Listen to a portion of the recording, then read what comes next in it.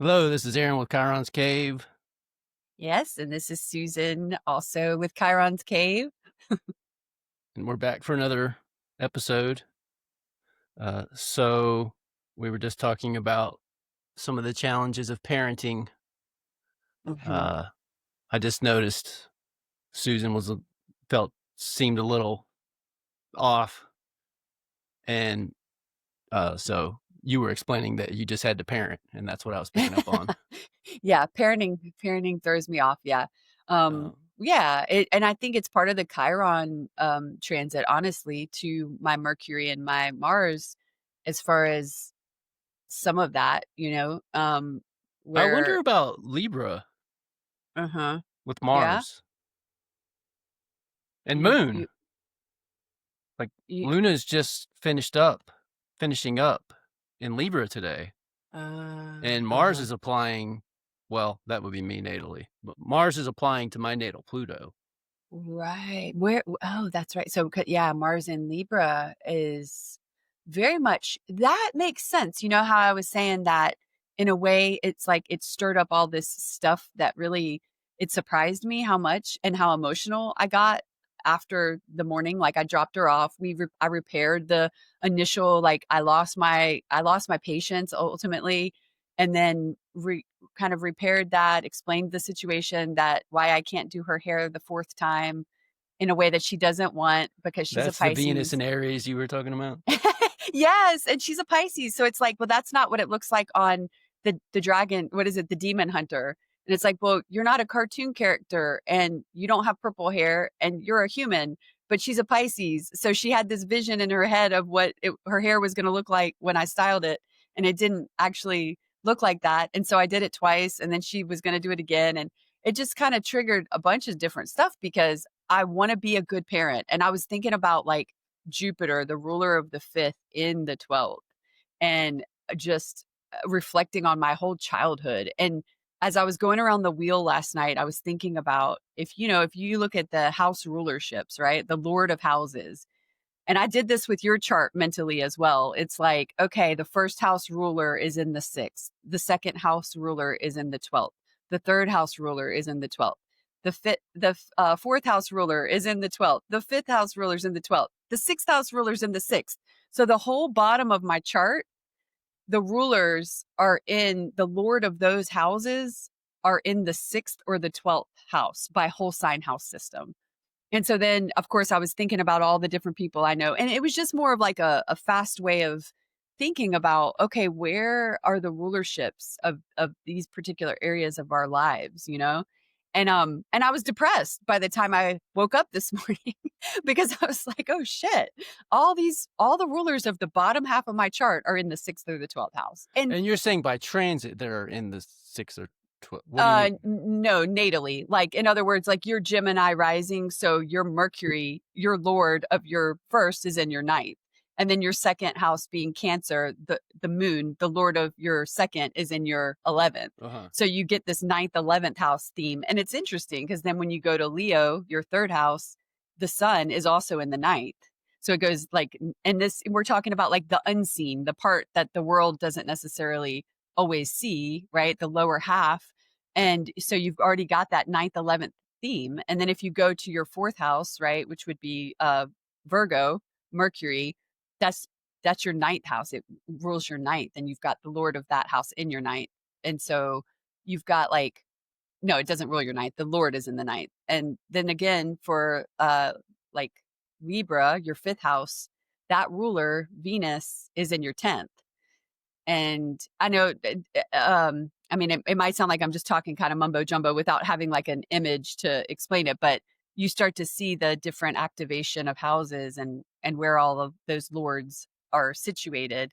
And it's just, I don't know. It's kind of been an interesting thing I've been meditating on. And there's a lot of recurring themes based on where you have an emphasis of planets in your natal chart, right? Anybody will have an emphasis. But if you have like sixth or 12th house placements, then you're going to have, especially with traditional rulerships, you're going to have more of those houses are ruled by planets that are um, you know, in maybe not so great places. So with And I you don't specifically, you were talking about the 6th and 12th, yeah, the and 6th and the yours, and you're saying because your 6th, well, do I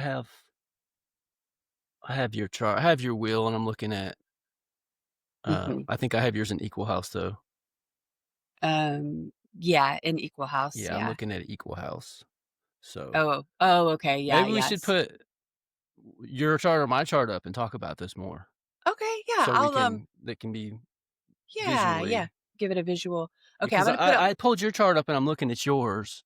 let's look at both of ours. I'm gonna start pull up mine first, and then we can kinda 'cause it's nice to see the difference, like, you can kinda see the difference in the emphasis. Can you see the chart now? Yeah. Okay. But yeah, so if you look at, right, like you've got if Scorpio rising, right, Mhm. Mars by traditional rulership, the ruler of that first house is in the Is in your 6th. 6th. Yeah. And then the same second house, the ruler of the second, right? Sagittarius is on the cusp of the second. So Jupiter rules that. That's Uh-huh. in the 12th. My cursor's weird. And then the third house, Capricorn. I know you kind of know this. I'm just kind of saying it Yeah, for the sake of, and then you've got Capricorn, right? that's in your Third house, 12th. the ruler in the 12th. Fourth house, Aquarius in the 12th. Pisces, fifth house, Jupiter ruled by traditional astrology in the Tradition, yeah. 12th. And then, of course, the sixth is Mars and it's in the 6th. So it's like first house, or sixth house on and sixth house, and then this whole little bucket down here of like early childhood, early security issues, and then like my own parenting, my own children, all of those are in the 12th house. And you know how I am kind of a private person, like as much as I've been reflecting on that too, because as much as I love like relationships, right? Like friendships, connections, um, that's, things don't actually start to get um less sixth and 12th house-ish until you get above the horizon. Because once you hit the horizon here, you have Taurus ruling the seventh, and the ruler of that is in the seventh. So seventh house ruler in the seventh. And then you go to Gemini, eighth house ruler. There we go, sixth house again. And then ninth house, Cancer ruling. Okay, that's in the second house. So you get some seventh, second house activity. 10th house ruler, right? Leo being the ruling the sun. The sun is in the seventh. So again, seventh house. So like what the world sees is going to have more of a sixth, seventh, and even second house emphasis. Um, you know, Based on where six, where the lords of your houses are in your analysis right now. yeah, right, right. From this kind of perspective. Yeah. Um, And what would and this perspective be? Is this like certain, I mean, a other than just methodology. understanding astrology and synthesizing this information sort of with this particular perspective, but I mean, is it like a technique that is like, So uh I'd say it's connected to the delineation of yeah. rulerships, right? So, like, Um, you'd be looking at or dispositorship. yeah, and yes, and in Vedic astrology too, which is the same thing true for Hellenistic and like early modern, like pre-modern planets, but that there's this history of when you're assessing or analyzing a chart, or delineating a chart to kind of understand its meaning, that you're looking at the lord of a house Mhm, and then where that lord is located to see mhm. what the issues around and how The condition the of that condition. lord, right? Right, right, Because it's right, gonna reflect that house, right?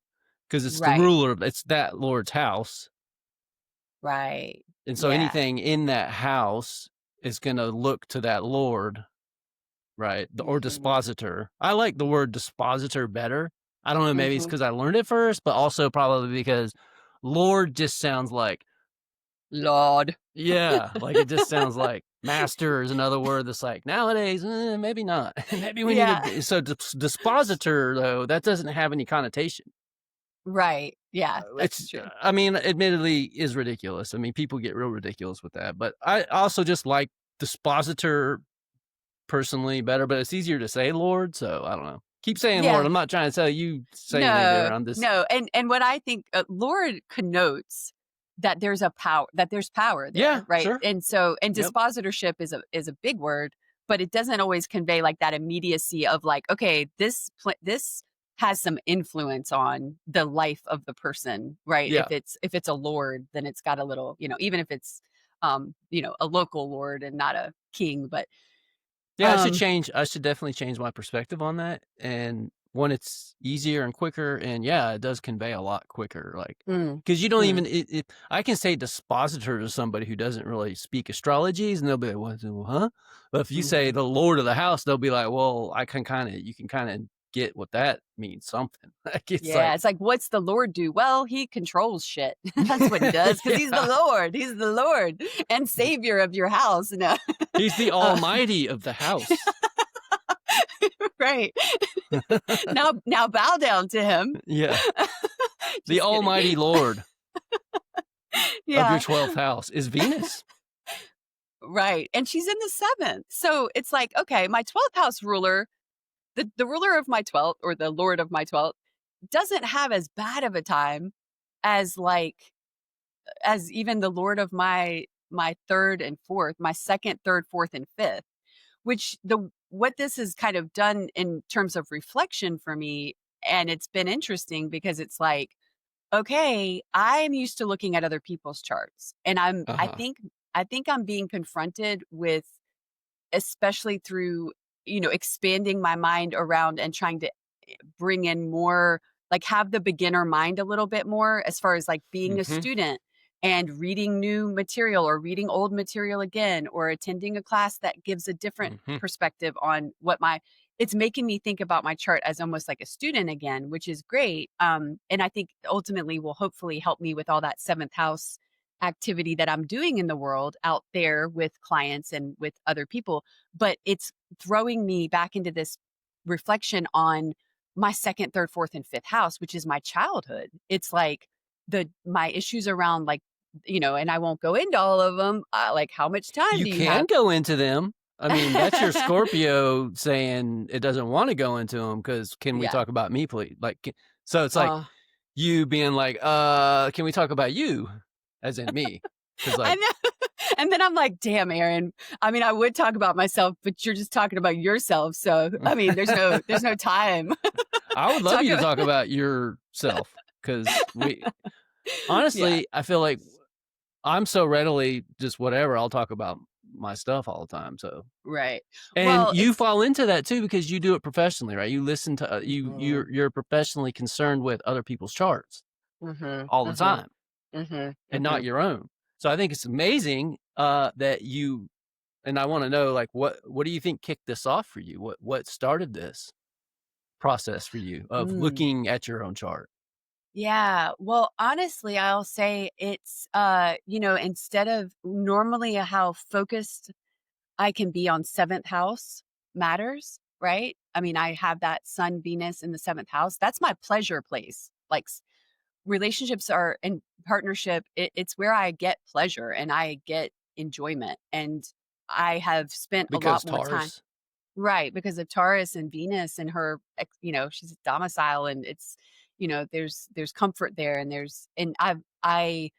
but I think because now, when you say kicked it off, I think what's interesting is I realized my progressed Saturn, which has been retrograde and internalized, it went direct on April 25th. My progressed Saturn, which was natally in the 12th house, and I was born with a retrograde Saturn and it went direct by progression. It took it 44 years to Hmm. go 2 degrees by progression, which is something you were explaining to me one day, right? About how the outer planets progressions, when we normally track that, you made the a good distinction and point that I hadn't really thought too much about, which is how the inner planets move faster. And so they are more like moving players in the progression game, right? Yes.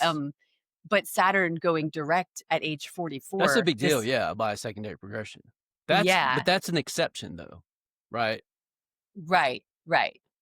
But It that is. also means though what that would also mean though is that your Saturn, albeit it took 44 years, that's just 44 days, right? Mhm, So your mhm, Saturn was already slow/stationing, mhm, right? mhm, mhm.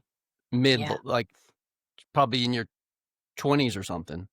Right. So, I Yeah. mean, I'd have to look at that, but the point is, I would Huh. say that that could be a strong Saturn signature because anytime you have a stationary planet, right, you have a very powerful planet.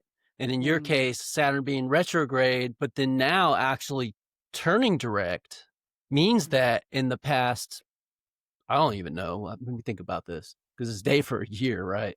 Yep. Saturn's not Saturn retrogrades, and then Saturn's going to be in a storm for not moving for probably a couple weeks, maybe a week or something like that in Hmm. normal time. Like Right. I'd have to look. I don't know. I'd have to look at that. I couldn't say because it was a 30-year, 29-year orbit.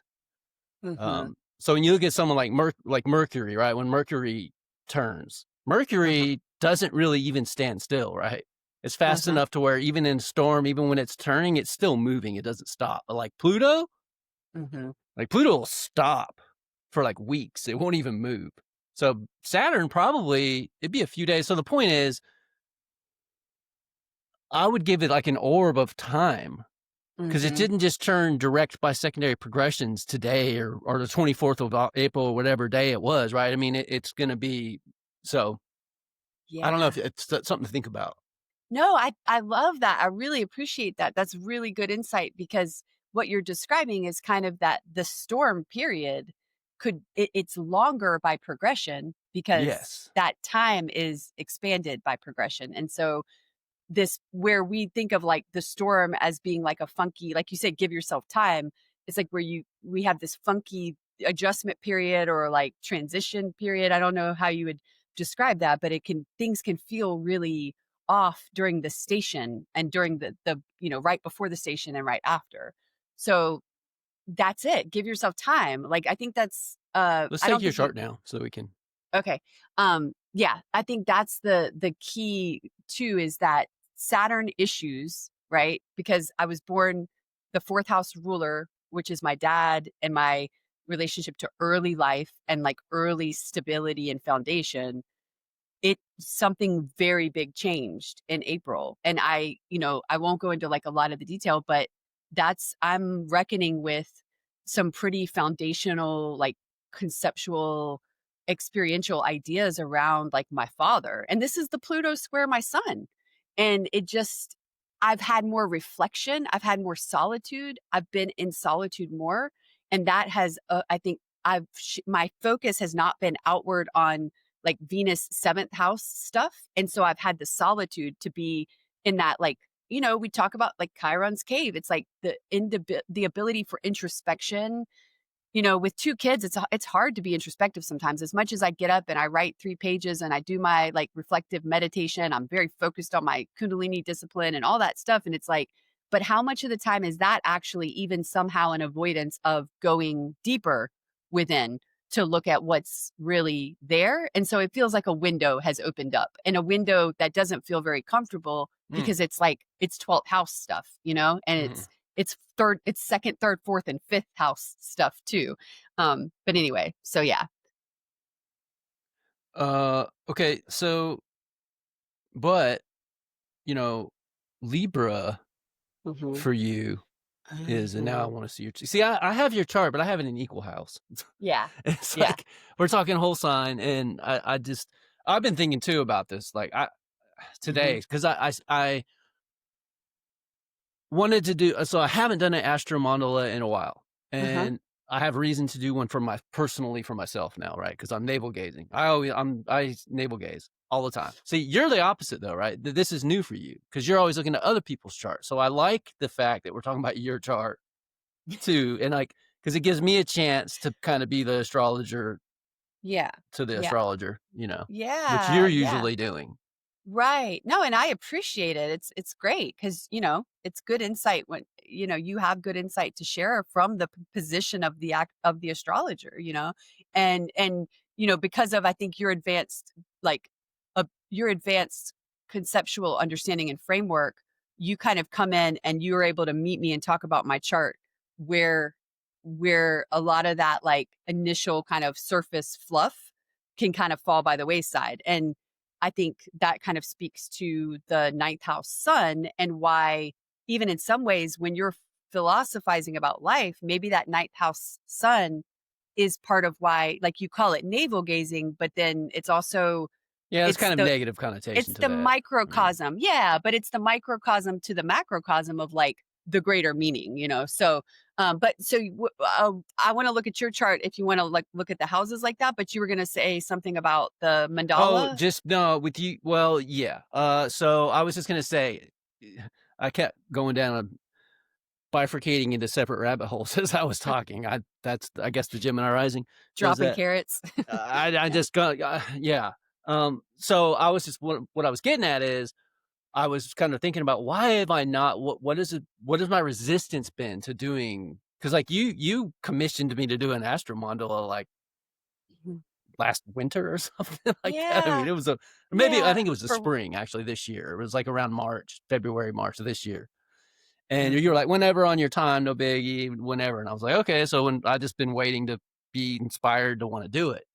Right. mhm, And but I was thinking about because in like Angela, like you know, I've been thinking about doing hers. Of course, she doesn't know about she doesn't say anything about the astromondala, mhm, but just have I done her chart for which for me means calculating by hand. So I just mhm. realized the mathing, I haven't felt like mathing. Right. And so Oh, that's why I mhm, haven't done any charts. That's why I haven't done an astromodel because my Virgo's like, and Saturn's like, if you're going to do one, you got to do the manual calculations.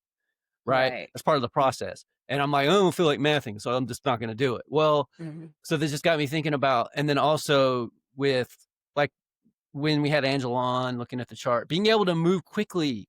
It's like now you can't what I'm trying to do is with hand calculating with books ephemeris like all of that it mhm. works fine for me personally if I'm just navel gazing right at my own Right. stuff or my family stuff or whatever I spend a lot of time with it but then Yeah. when you start talking about other people it becomes a block and so Mhm. I'm kind of been thinking here recently like man maybe I need to get over this shit and just get some software you know because I'm gonna be hamstrung, because it's a matter it factors the what it ends up boiling down to is time.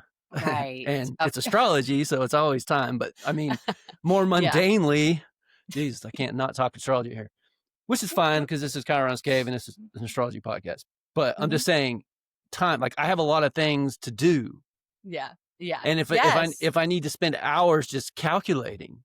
Right. Right. But then there's that part of me that's like, "No, it's important. I need to stay, like" so then I don't know, I've been thinking about that, and it's a whole separate issue that we don't need to get bogged down into, but finally I was like, "Well," because I have reason, which I still haven't told you my thing, what this new download of, you know, lunar download I was telling you about, Mhm. the whole lunar eclipse is finally Right. birthing this astrological baby, Right. but what I wanted to talk about more is the Libra thing. Mhm. Because for me personally, I've just been the past couple days, few days, Mhm. just been feeling like a low grade anger Uh-huh. and Uh-huh. for just inexplicable, right? Mm. And so my youngest Harper, he's just such a great screen for my projections, Mhm. as we've Mhm. discussed, right? With our Right. synastry, it's just, and that's Yeah. not fair to him. So this is a great place to talk about where astrology, individuation, just the Mhm. work of depth psychology, the lunar work I've been doing, like helps you be a better parent because Yes. it's not fair to your child for you to project shit onto them and they have to carry that. Yeah. Right. Right. Yes. Yeah. I love that. Uh, No, you're exactly right. You're exactly right. It's part of the with the work and the healing work of what astrology can do. yes, and so Yeah. I've just been like, what is this? So because like yesterday, it's like this anger I feel, and I feel it, and it's like directed towards Harper. Of course, Mhm. it's just me and Harper home, you know, it was just me Mhm. and him home, and he doesn't have any screens right now because we're still dealing with his punishment for, Mm. you know, going Yeah. back to the whole thing Right. we did He's with on restriction right with now. drawing down Yeah. the moon and all the whole episode of Hermes tricks and all that. We're still working our way out through all that. Mm. And so he's in the room with me and he's just doesn't have any screen. So anyway, I'm just like feeling this low grade anger, and it's like frustration, aggravation, and it's like he's catching it. And Mhm. I was like, but what's he doing to warrant that? To Yeah. warrant anything like that from me? And nothing, really, nothing. And Mm. so then I just started thinking about how, well, the moon's in Libra, been in Libra. So the moon came, hit my Mars. Well, it did that in Virgo, but Do so you want me to Mars can I is, put up your chart? Or yeah, go you ahead. are you good with me putting up your chart Yeah, of for a course. second so you can show we can just, illustrate. Okay, here we go. Yeah. Um, For those who are watching, at least. I was thinking about this too, like how when we're doing a podcast, so it's like we have to talk so that like people who aren't watching can still follow. true, When we very true. so yeah. So Yeah. okay, you have transits up on mine. Okay. Yeah. Yeah, so Mhm. you see, so Mars is in Libra, and so the moon came along and In your hit. 5th house of children, just to Yeah. verbalize that. Yeah. So the moon came along 2 days ago, I guess. Mhm. Well, Mhm. it would have hit transiting Mars. Mhm. Yeah. Yeah. But now it's on my Pluto, right? Mhm. It's on the Mhm. moon's on my Pluto. And then but Mars is applying to that Pluto, and it's like in orb now, right? That's what, 12 degrees Yeah. of Yep. Virgo? It's, Mars is are you talking about Mars? Yeah. 13 degrees of Libra. Mhm. Sorry, yeah, I meant Yeah, Libra, yeah. No, sorry. I knew what you meant. Yeah, yeah, Yeah. and my natal Pluto is 22 to Mhm. 21 something. Mhm. So Mars has been applying to Pluto. Mhm. It's well, I mean, I don't know if you'd give it a 10-degree orb, but Yeah. it's getting there. It's starting Right. to, and I'm very sensitive to Yeah. Mars because I And have an Aryan moon, I think, and that's part of the reason why I'm so sensitive to Mars is because of that.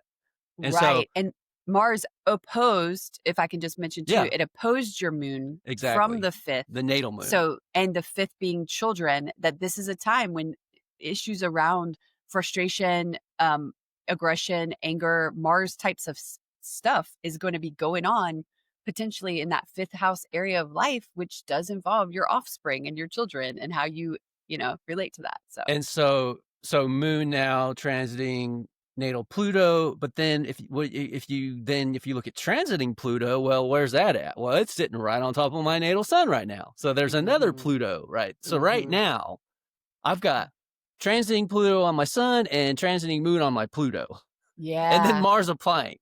right. So Yeah. in Libra, Coming off of an opposition to your moon. Yeah. exactly, in Uh-huh. Aries. So Uh-huh. it's like all of this Mars, Pluto, moon stuff for me and Yeah. sun, right?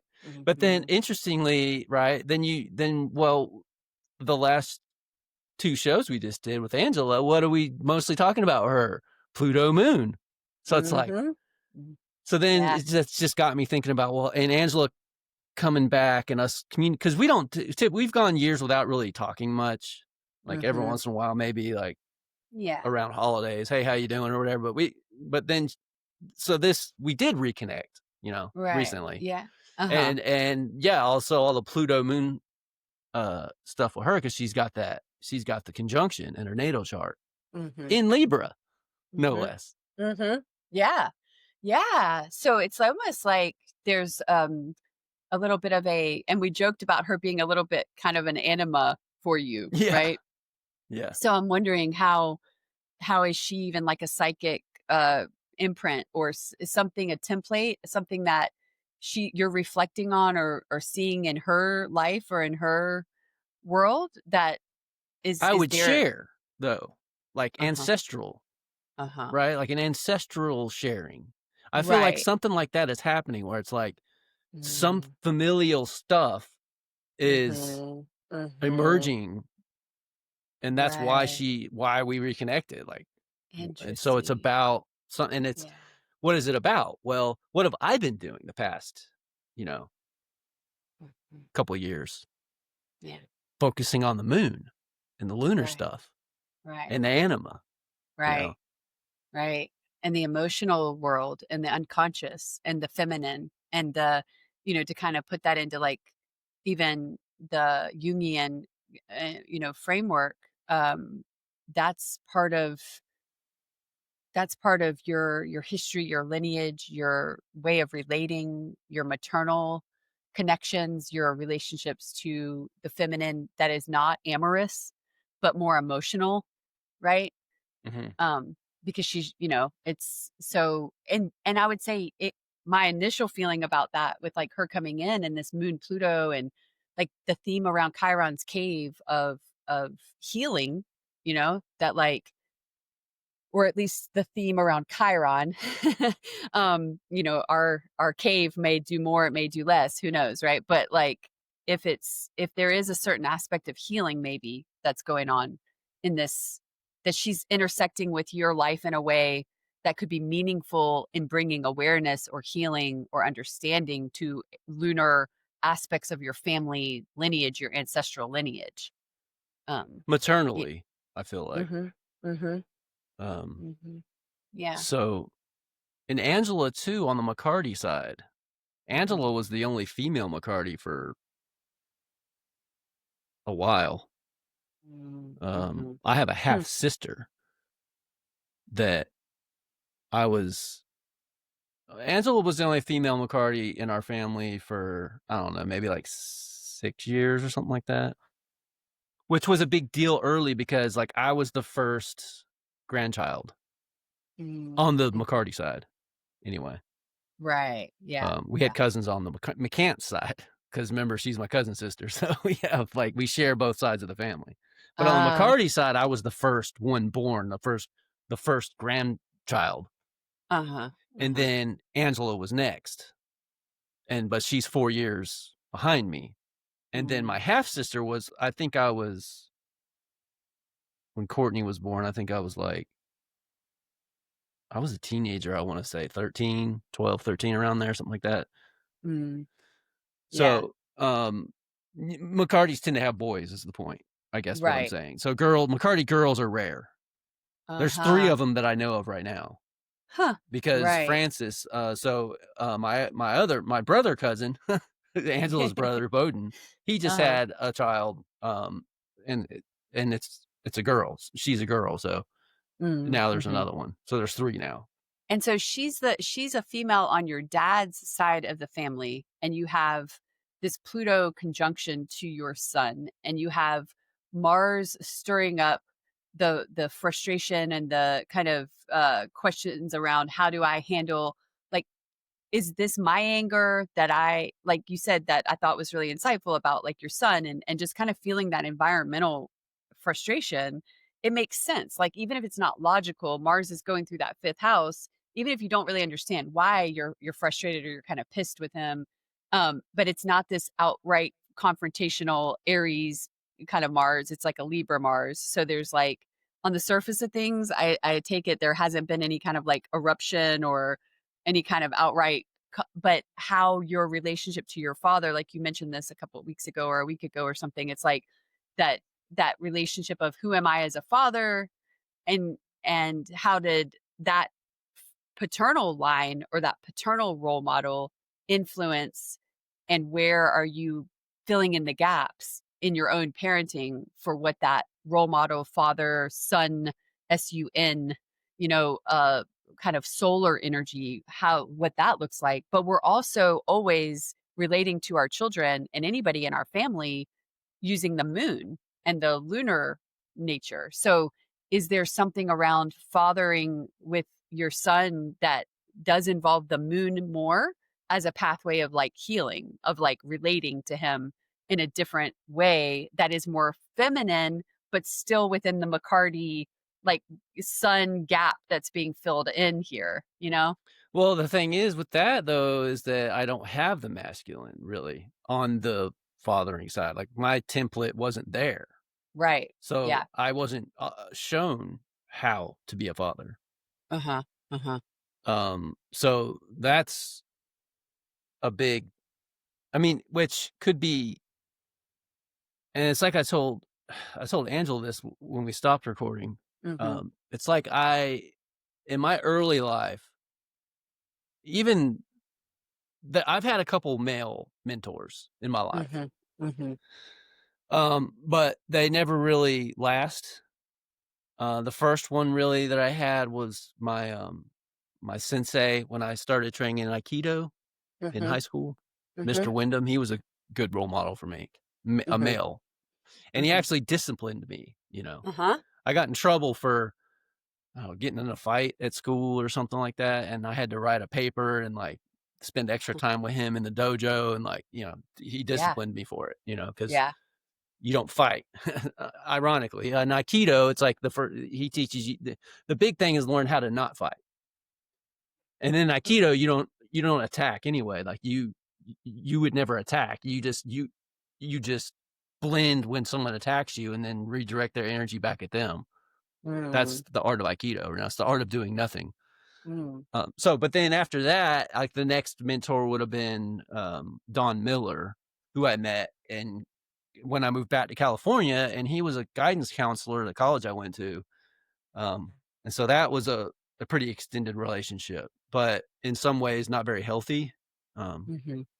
so because of Well, alcohol, essentially, you know, mm, mhm, we drank mhm. together, which Right. was kind of like what happened with my father. Anyway, like when I did see my actual biological father, we would drink together Mhm. starting pretty early. And I won't say here like how early because I don't want to, you know, whatever. Incriminate anybody? Yeah, exactly. So, Yeah. and then really Don was, you know, it's an interesting story with Don. So what we would do essentially was we'd drink and smoke cigarettes until 3, 4 in the morning and just talk about psychology essentially, Mhm, like mhm, in his mhm, office, you know. mhm. Yeah. And and his wife's a psychiatrist, you know. Mhm.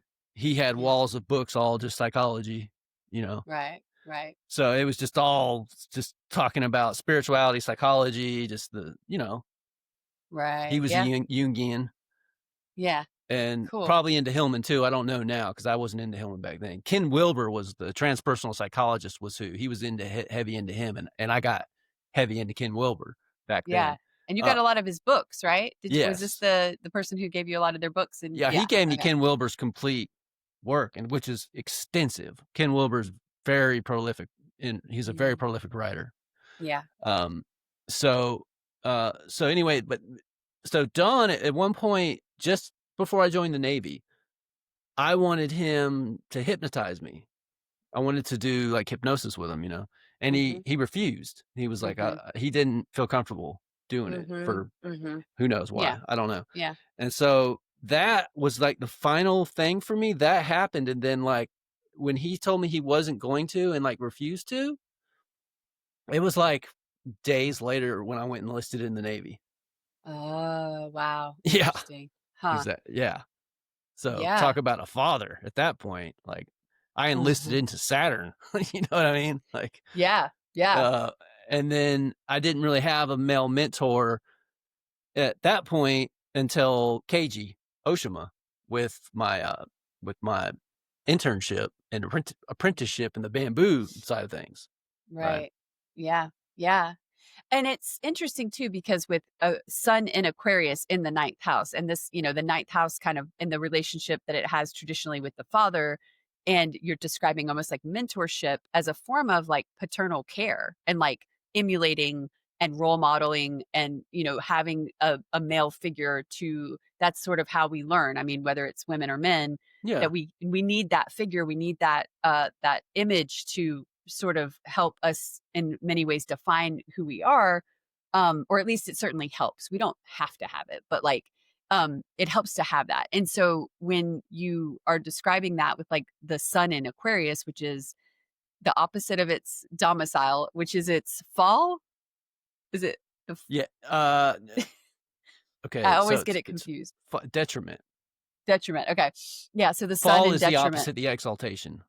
Right. Okay. Okay. So sun Falls. and Okay. detriment in Aquarius. Yeah. Detriment. Gotcha, detriment and fall. So detriment, then you have that like detriment sun, but it's getting Pluto now. And so like you were describing, I was thinking about how, and you've shared openly before about how you don't drink anymore. So obviously Yeah. like you, as a role model to your son, alcohol and cigarettes aren't going to be the way that you connect. And like you said, with your Right. original dad, and then the repetition of that theme. Yep. And, and you did, it sounds like, have a role model that was focused around a technical and artistic trade. Is that, would you KG. say that? Yeah. But see, the thing with KG though is that was late. Uh-huh. That was around. So that would have been right around my Saturn return. Uh-huh. Well, past it. It would have been past the Saturn return, but around it was like I would have been 34 when I started that. Mm-hmm. Mm-hmm. And he's from Japan, Mm-hmm. and so I don't know. That's a Mm. that's a Yeah. It has a different different feel to flavor. yeah. Yeah. Well, and it was an apprentice. Mhm. I don't know. I'd have to Yeah. think more about that. Yeah, and it fits Um, different. I could see where it fits the prototype differently, because in a sense, like, you're maybe being confronted, and you tell me if this is right or wrong, like if this sits or doesn't, but in a way, with Mars going through the fifth house until September the 6th, 23rd or 26th, it's you're in a way kind of being confronted with some of your own Aries moon energy, or your own, like, energy around anger regarding, like, your child, like being a parent in the fifth house, right? Or like your children, your offspring. So you said something that I thought was really insightful, which is like this awareness of, okay, I'm angry, but that doesn't necessarily mean that who my child who's in this environment, that it's his fault, right? Or like that he did anything to warrant. I mean, I hear the self-awareness that you're describing, and that seems like a really critical turning point for, like, getting into some interesting place of understanding within yourself around what that what is what is the anger? Like, what is because the fifth house is meant to show you something. Your children are meant to show you something right now, maybe about that anger, right? well, Um, and Pluto's there, and Pluto's the only fifth house planet for me, mhm, mhm, and it's not really personalized. mhm. There's that sextile to Neptune, but that's generational. Yeah. Jupiter's not really too personalized because, it's like 22 degrees Sag. My descendant's 8, so it's pretty much kind of a way. It's the only seventh house planet that I Mhm, have, but mhm, there's nothing really too personalized about either one of those. Um, mhm. but two things. One, that was some ninja level Scorpio deflection because we've been talking about me. We started talking about you, and then like here we But your are. Aries moon is happy to oblige. Your Aries Yeah, moon it was is. happy to I'm oblige. just saying, I see Yeah, yeah, you Scorpio yeah, rising. yeah. And Uh, the second thing is, I think now would be a good time to this is a good segue into the new stuff. So what I want you to mhm, do is so bring up the chart for January 22nd, 1980. okay. Okay, for 4:11 p.m. Spartanburg, South Carolina. All right. Do you want me to still title it your name? Yeah. Okay. You said 4:11 p.m. Yep. Spartanburg. Or 1611 hours.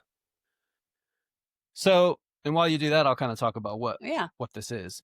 So Okay. this would be in the realm of astrocartography, which is the idea of that you can move to a different place and that place will affect you because it will basically give you it'll give you a new nativity, but what it moves are the angles and the houses. Hmm. So I've really been reflecting on this, like, because it blew my mind. Are you looking at this chart yet? Do you have it? Here we go. I'm about to pull it up. Wendy brought some bananas home. She bought like 20 You got bananas for $1 or something you got like flies. last week. And oh my God, yesterday, I was like, I'm just gonna take the day off and just read astrology books all day. And I'm just Nice. reading and like, every 10 minutes or so, here come a mating pair of fruit flies flying right behind me all day long. And I'm just like, oh my God, they are before my eyes, they are multiplying. Yeah. That's fallen Mars in your fifth. Oh my All the God. the mating fruit flies that are pissing you off. Yeah. So Okay, what is the ascendant? Oh yeah, okay, that's right. That's right. So yeah, check this chart out. Okay, so this is so if I had been born at the exact same moment that I was born, which was 1:11 p.m. Mhm. Yeah. in California, it would have Right. been 4:11 p.m. in South Carolina. Okay, Mhm. so the Mhm. exact moment that I was born, only 2,300 miles to the east in Spartanburg, South Carolina, produces this chart for me. Mhm. Mhm. So all of the planets are in the same sign, nothing changes with the planets. The only thing that changes is the wheel. That's like Mhm. that's it, just the wheel. Just the four angles in all the houses. Mhm. But interestingly, the ascendant, which is part of the primal triad, right? Ascendant, sun, moon are like the three most important points. That's like, Mhm. I like to think of it as astrologers. That's how we sniff each other's butts, you know, quickly, if we're dogs.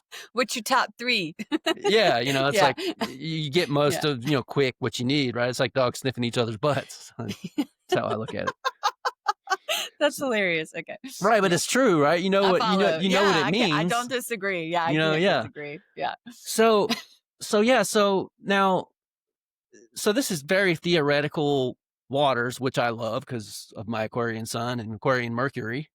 Yeah. But and before I'd been aware of astrocartography, and I was just like, I don't know, that seems a bit much to me, like it's a bit much. Mhm.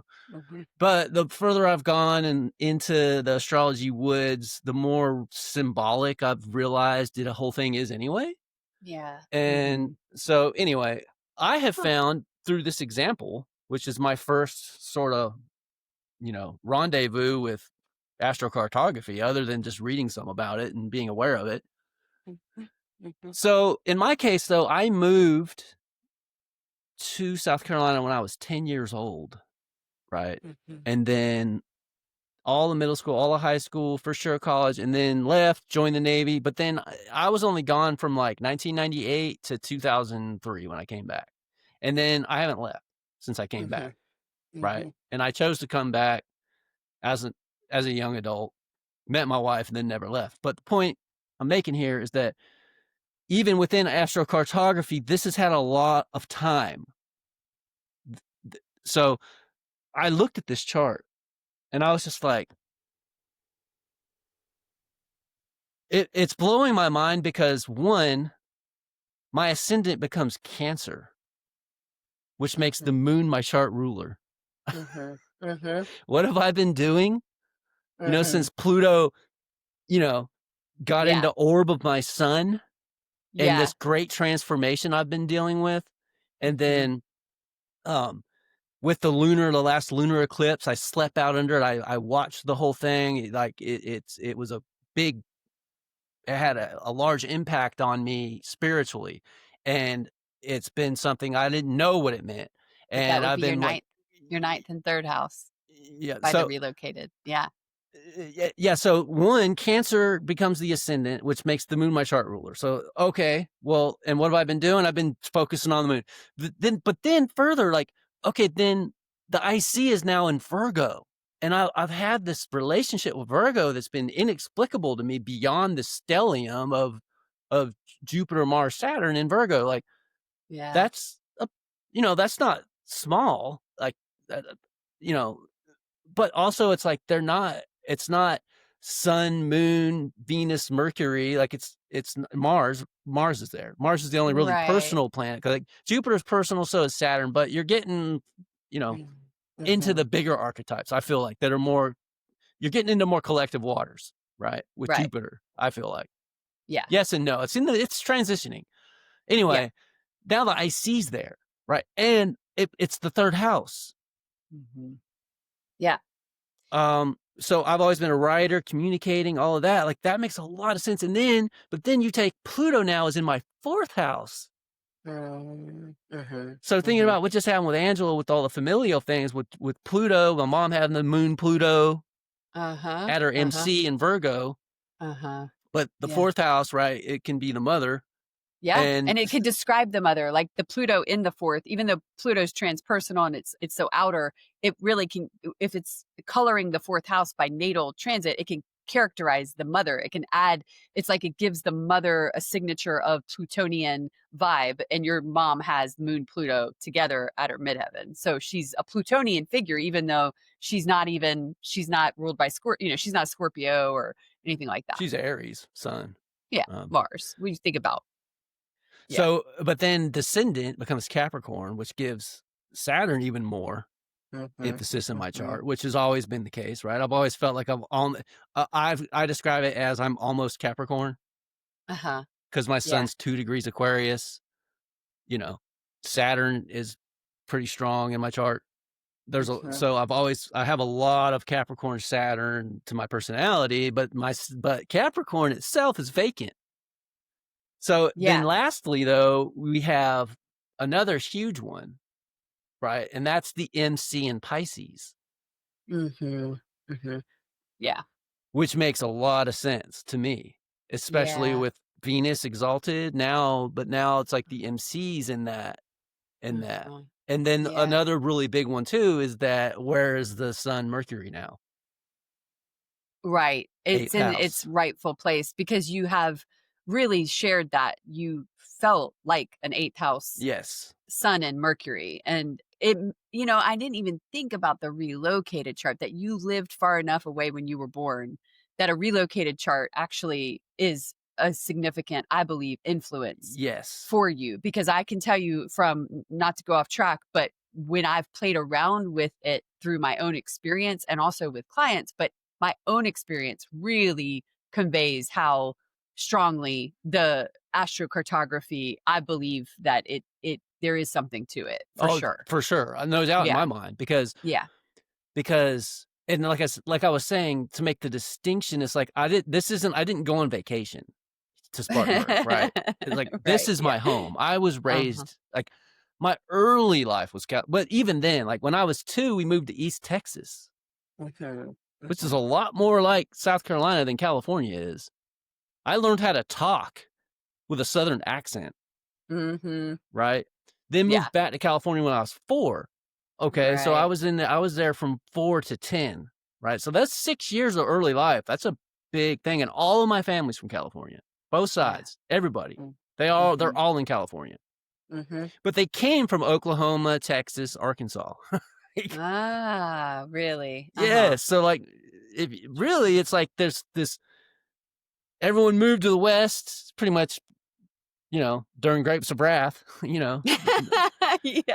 because During the everyone moved Dust to Bowl. California, Mhm. yeah, because of the Dust Mhm. Bowl and like just because of American history, basically. And then, but most of my American, at least, ancestry would have came from Southern places, Right. you know. Right. So Yeah. I moved back, but I moved back when I was 10, Mhm. and this also coincides though with that. It was like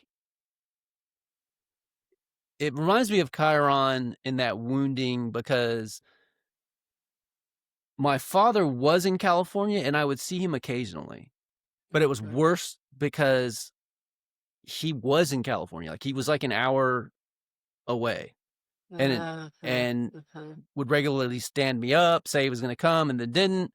When I'm a little kid, all I wanted was my father. And like I'd be all excited because like for a week, I'm going to spend a day or two with my dad, and then he just wouldn't show up. Mhm. So like when we Mhm. moved to South Carolina, it was like, well, as hard as that was being ripped away from all my family, at least then that part, like it was like, well, now he's on the other side of the country, you And know? you knew not to hope for that. Exactly. It There's wasn't no a hope hope anymore. at that point, right? And this really speaks to your mom kind of pioneering you guys back across, retro pioneering back across the United States.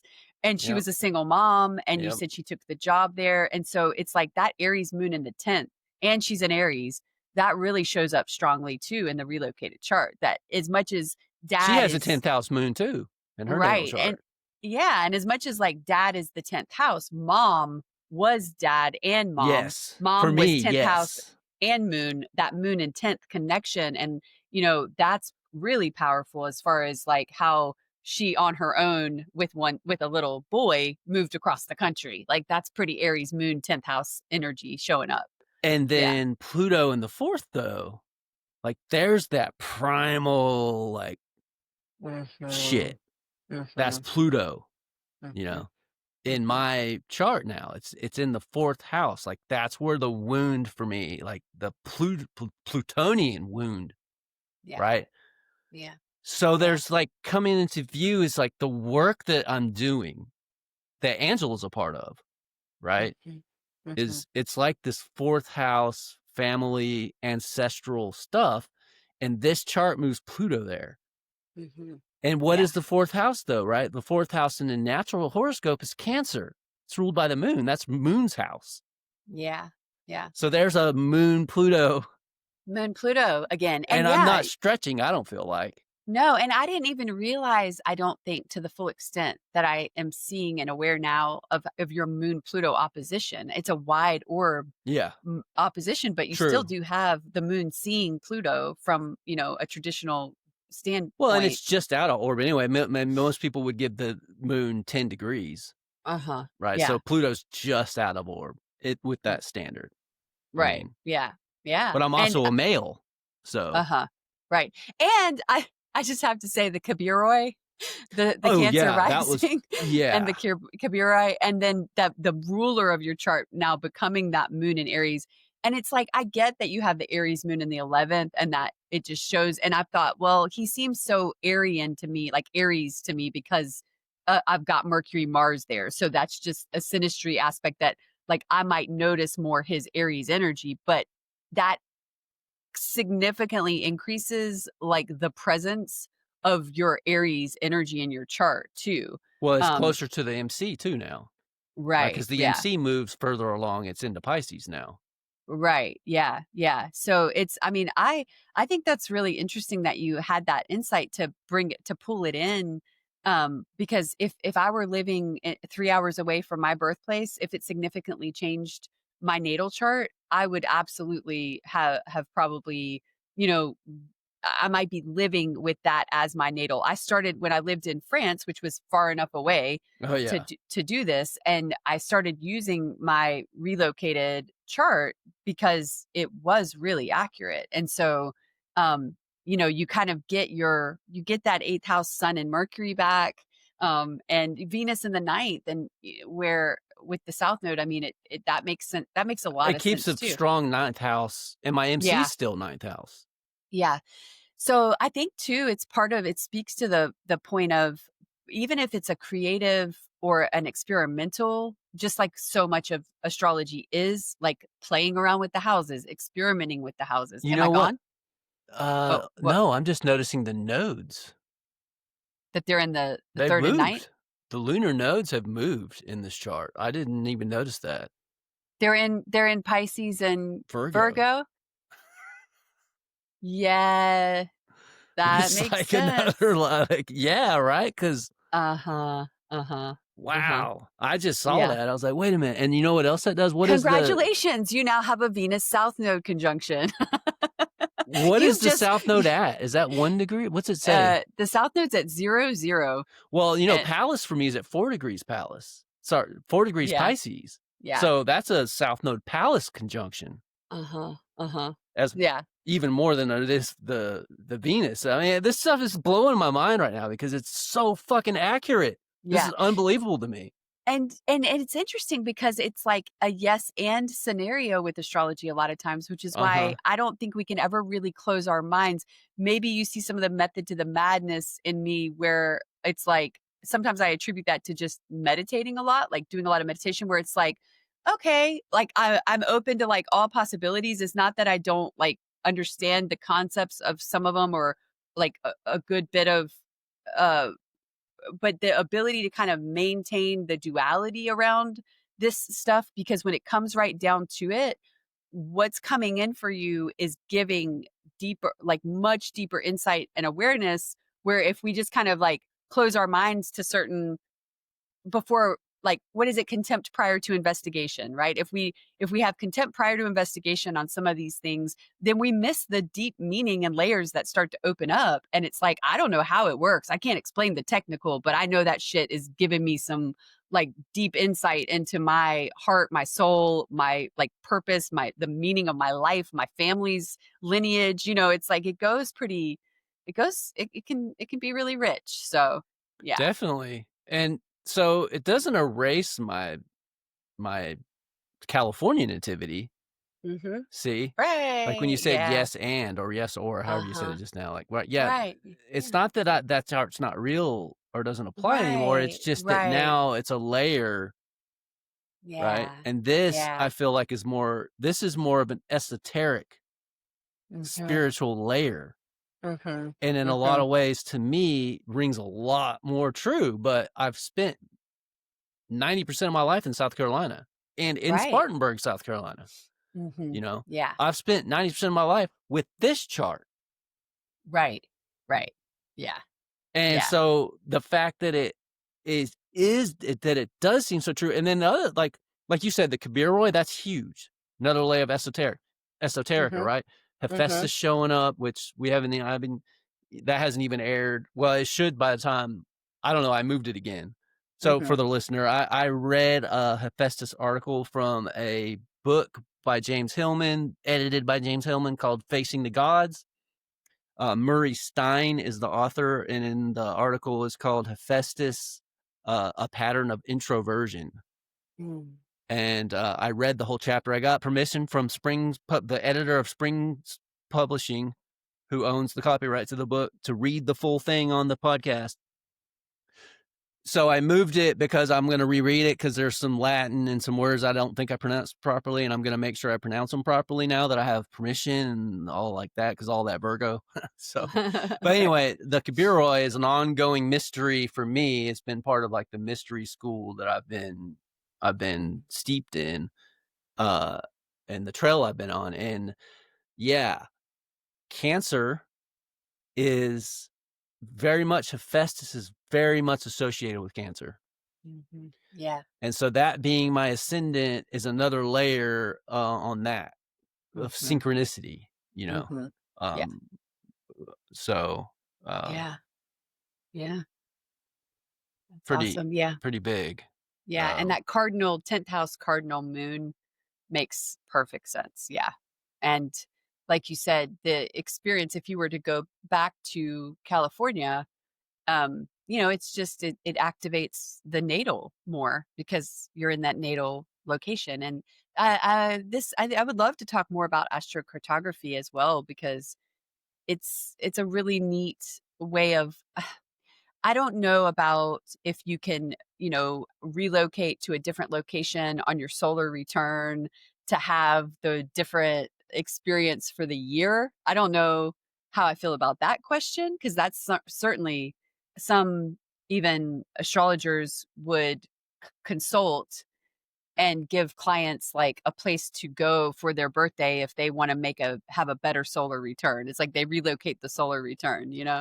Um, hmm. but I think if you were spending time, which could, be an interesting thing to kind of discuss or flesh out, but if you're spending time in another place for any considerable period, I think that the experiential nature of what astrology does, it will bring that chart alive for you in a certain place. And I think this is something funny. I did the You want relocated to take chart that chart down now, oh yeah, by the way? I did the relocated chart before I moved to France, and I remember David Rayleigh sitting down. I was studying with him, and at that time preparing for the ESAR, the CAP exam. But when I was about to move to France the first time, he did the relocated chart, and actually my ascendant? My ascendant for Paris, my Parisian ascendant was at like 5 degrees Aquarius. Hmm. And so my ascendant became on the south node. My south node, my current natal south node, sat on the ascendant there. And it was like, and he said, when you go there, you'll probably feel like you've known the place forever. Like you'll feel so familiar. You may have had past lives there. You could have been, when you walk down the cobblestone, the feel of the cobblestone under your feet will probably feel like it will conjure up like memories of past life, resonances. And it was the familiarity there when, to have a nodal, like especially the South node. I felt like I knew the city. I felt like it, kind of how you said, you described it, like when you did astrology, when you would create the chart for the first time. It was, and so I think we do have maybe history. If you believe in reincarnation, that's another place that, like, looking at where those lines in astrocartography fall for you. Like if you travel to a place that's on your south nodal line or axis, um, it can just wake up different facets of who you are. So I'd love to talk about it more at some point in the future too, because it's a really fascinating subject. Yeah, and I didn't know. I kinda was like, I don't know about all this," when I first ran into it, but Hmm. then now having experienced this, it's like, Hmm. no question. Yeah. That chart rings more true to me than the California chart, and now I've been referring to them as my California chart and my South Carolina chart. Like a true mutable heavy Yeah, native. um, Yeah. but also thinking too about it's got me thinking a lot about how we identify with our charts as astrologers, Hmm. right? It's like the closest thing I could say to this before I became an astrologer would be books. Like having all of my books on display, I could look at them all and be like, you know, identify with all of those books Hmm. as like it's like in my mind externally on Hmm. display, right? Hmm. What composes my mind, all of these books that I've read. And now, I have this language of astrology, and you identify with your chart as who you are, right? And so then when something like this comes in and changes that, Hmm. it's like Yeah.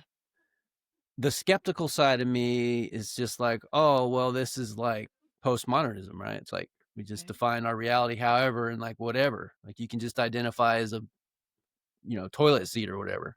Like it's Right. like if that's what you want Yeah. to identify as, and then it's like true. It feels But meaningless though. It could steer you toward like a what's the purpose of it all, rather than, okay, this is an evolution of myself, or this is a layer or a development of self-understanding that builds on itself, almost like that. It's evolutionary, not like not postmodern no, nothingness. I don't think that at all. I'm just Mhm. saying that I'm always skeptical. I have a skeptical side, and it keeps me Mhm. sharp, and Mhm. I embrace it because Yeah. it's good to be Mhm. skeptical. It's good to Right. stay skeptical because then you stay out of the woo woods And wherever those critical. are defined, like however you define the woo woods. You know what I mean? Yeah. Yeah, it's Um, important to have a critical mind and critical approach to what you're taking in, for sure. yeah. So Mhm. this new chart, it's like now I have a new identity. So it's like, and I was thinking it's like a new name. It's like Mhm. when people talk about how when you change your name, like I know it's kind of a thing that's Mhm. kind of in recent years has been with the 20-year-old, people around their Saturn return, like it's something that people do, like they change their name. I know some people where it's like they've changed Oh. their name and it's like you're a new person.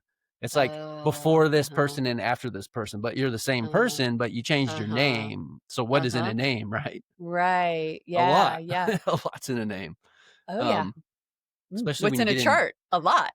Yeah, Yeah. especially when you get into the magical, it's just like with Rumpelstiltskin, right? Knowing his name defangs him. It takes all the power away from him. Knowing his Right, true right, name. That's there's like a right. wizard name or like a magical name. Like you would not tell anybody what it is. That exists. That idea. Um, Wow. have you Wow. not ran across that before I mean, in the no, that's occult kind of a new, yeah, circles? no, not so much, because I've almost approached it from the opposite, where if you know your true name, then that's where all the power is. So the idea of, like, yeah, it is, a name is very powerful, but you don't reveal that just to anybody, like whatever that aspect of the identity is that you've kind of now enshrouded in this new encapsulated in this new name, that you don't just share that with anybody because of the power. I never Yeah, really like thought on of a that. I podcast, you mean, don't just tell everybody. Rumpelstiltskin. No, Like I no. I just mean, did. I mean, but you didn't tell him your name. no, yeah, I know. Yeah. But they can now sniff my astrological new name's butt, I guess, at this Right. point. Right, which is part of, like, some of the, like, intrigue of whether you share your chart or you don't share your chart, right? Are you giving people access and information about you that could be used against you, you know? And if Well, you have, that's like, yeah. yeah. That would be that's the idea. Like with Gemini Brett, for instance, and his daughter. I heard him say that he was on a podcast and he was like, "We're not revealing her birth time.